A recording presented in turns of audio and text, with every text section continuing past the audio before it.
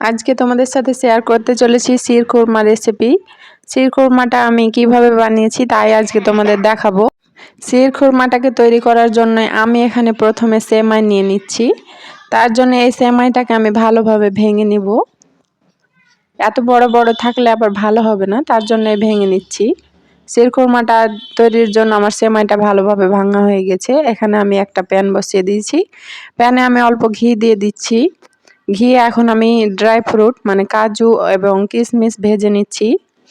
ভিডিওটা ভালো লাগলে অবশ্যই সাবস্ক্রাইব করে পাশে থাকবেন। ড্রাই ফ্রুটগুলো আমার ভালোভাবে ভাজা হয়ে গেছে, তাই আমি তুলে নিচ্ছি। ড্রাই ফ্রুটগুলো আমার তুলে নেওয়া হয়ে গেলে এখানে আমি সেমাইটাকে ভেজে নেব ভালো করে।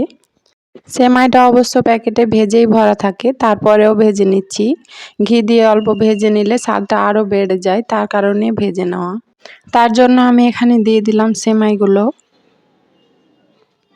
ভালোভাবে এপিট ওপিট করে ভেজে নিতে হবে। এক পিঠ হয়ে গেলে আবার পুড়ে যেতে পারে। দেখতেই পাচ্ছ খুবই হালকা ভেজেছি, একেবারে পুড়ে যায়নি।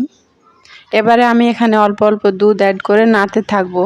তার জন্য আমি এখানে প্রথমে অল্প দুধ দিয়ে নেড়ে নিয়েছি, তারপরে আমি আবারও অল্প অল্প দুধ দিয়ে নাড়তে থাকবো। এগুলো বেশিক্ষণ জাল করতে হয় না, বেশিক্ষণ জাল করলে আবার গলে যেতে পারে, তার জন্য অল্প জালেই হয়ে যাবে। পুরো দুধটাই দেওয়া হয়ে গেলে এখানে আমি দিয়ে দেবো মিষ্টির জন্য চিনি। চিনিটাকে আবারও আমি নেড়ে চেড়ে গলিয়ে নিয়েছি। চিনিটা গলে গেলে আমি এখানে দিয়ে দেবো ভেজে রাখা ড্রাই ফ্রুটগুলো।